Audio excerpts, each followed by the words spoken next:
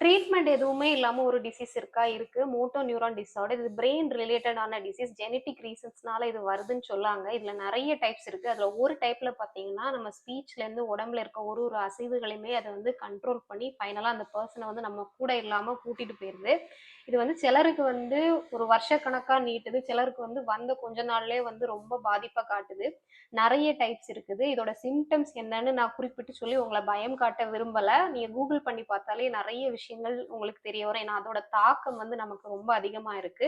இனிஷியலா இப்படி ஒரு சிம்ப்டம்ஸ் நமக்கு வருதுன்னு சொல்லும்போதே, யாருக்குமே பெருசா இத பத்தின ஒரு நாலேட்ஜுமே கிடையாது. அட்லீஸ்ட் இனிமேலாவது நீங்க ஏதாவது டாக்டர்ஸ் யாராவது பார்த்தாலும் சரி, இத பத்தின விழிப்புணர்வ வந்து பரப்புறதுக்கு மேக்ஸிமம் ட்ரை பண்ணுங்க. அதே மாதிரி இன்னும் இதுக்கு ஏதாவது அட்லீஸ்ட் ஏதாவது ஒரு ட்ரீட்மெண்ட்ல யாராவது பெனிஃபிட் அடைஞ்சிருந்தா கூட ஓகே. அதையுமே சொல்லுங்க. இந்த மாதிரி டெக்னாலஜி என்ன டெவலப் ஆனாலும், இன்னும் இந்த நோய்க்கு வந்து சரியான ஒரு ட்ரீட்மெண்ட் இல்லாம இருக்கிறது வந்து மனசுக்கு ரொம்ப கஷ்டமா இருக்கு. ஏன்னா, இழந்தவங்களுக்கு தான் அந்த வேதனை தெரியும். மேக்ஸிமமா எத்தன பேருக்கு ஷேர் பண்ண முடியுமோ ஷேர் பண்ணுங்க மங்கா. அவ்வளோதான். உங்க எல்லாரையும் அடுத்த வீடியோல பார்க்குறேன். டாட்டா.